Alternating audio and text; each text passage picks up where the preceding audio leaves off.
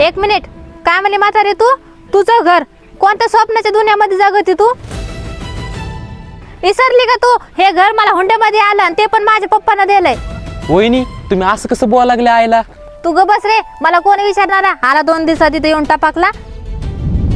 माझ्या पप्पांना घर दिलं तिथंच बसतात आणि माझ्याच कमाईचं खातात आणि मला धमकी दाखवतात पुन्हा.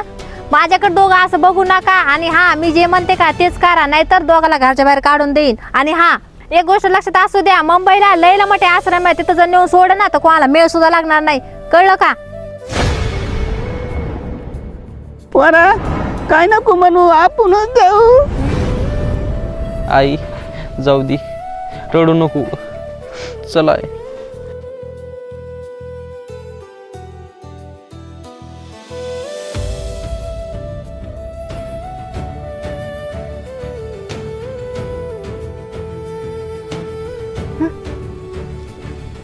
कल्पना ये ना इकडे बसायला. कसा राहिला आजचा दिवस? बस चांगले थकले.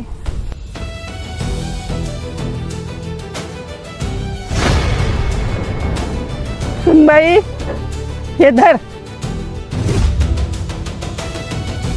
हे सोनं तो मला दिलेलं मला कोणतंच नाही सामान पाहिजे.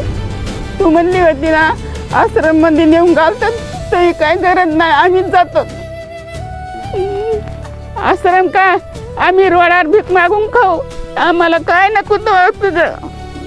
सुनबाई तू लय बोलली आम्हाला, तर आम्हाला काय इज्जत असेल ना? कनवरा बाई पुन्हा नजरातून बाजूला काढलं. आम्ही तुमचं काय वाईट केलं आम्हाला काही समजा ना. तू तर काही म्हणली म्हातारी कोतारी, मी तर लेकीसारखी समजते तुला. तुला याच्या आधी मी एक शब्द बी नाही बोलले, आता काय झालं काय माहित.